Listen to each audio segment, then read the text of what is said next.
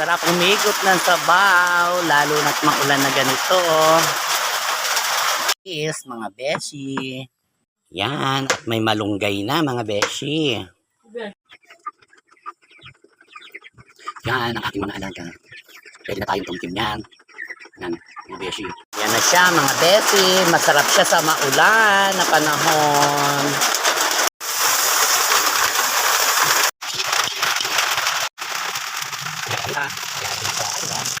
Ayan beshi, malambot na siya.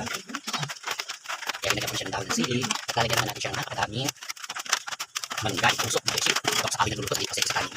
Yan dahil magpapadede ko. Magpapagatas pala kayo. Ayan, yan. Yan, sinakasal ng kulay dito sa amin. Bigyan ko sa baw. Luto na siya. Lafang na. Hanggat mainit ang sabaw natin. Thank you for watching mga beshi.